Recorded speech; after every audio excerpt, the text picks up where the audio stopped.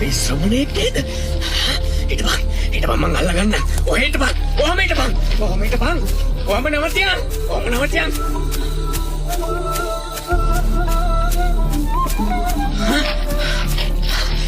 හරි තව ටිකයි. හරි. අන්න.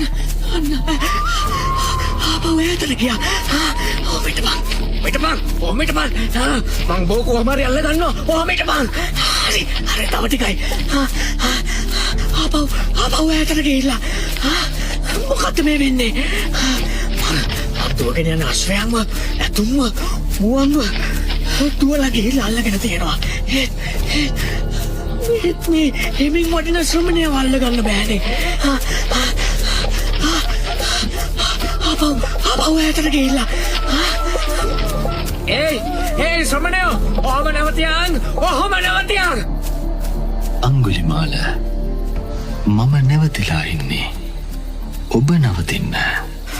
මේ ශ්‍රමණයෝ බොරු කියන්නේ නුඹ නැවතිලා ඉන්න මට නවතින්න කියනවා. වදින නුඹ නැවතිලායි කියනවා. මොකද්ද මේ කතාවේ තේරුම? අංගුලිමාල, මම කිසිම කෙනෙකුට හිංසා කරන්නේ පව් කරන්නේ. මම පව් නොකරන නිසා සසරෙන් නැවතිලා ඉන්නේ. ඔබ ක්‍රූරයි. ඔබ පව් කරනවා. ඔබ දුක් සහිත වූ නිරය, තිරිසන් ලෝකය ආදී අපායවල යන කෙනෙක්. ඒ නිසයි මා නැවතිලා ඉන්නේ. ඔබ නැවතිලා නැත්තේ.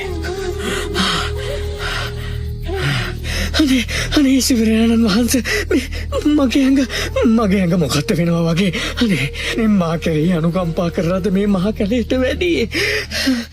ඔබ වහන්සේගේ එක බණ පදයක් නිසා මගේ හිත පාපයෙන් මිදුණා. මට වරද තේරුණා. මට සමාව මැනවි ස්වාමීනි. මට සමාව මැනවි. පින්වත් අංගුලිමාල, සංසුන් වන්න. හිතට වීරය ගන්න. හිංසා නොකරන්න. සසර ගමන නවත්වන්න. ඔබ රැස් කරගත්තේ බොහෝම භයානකයි. අනේ ස්වාමීනි, මට මේ ඇඟිලි මාලේ එපා. මම මේ විසි කරන්නම්. මම මේ ආයුධ සියල්ලම විසි කරලා දානවා.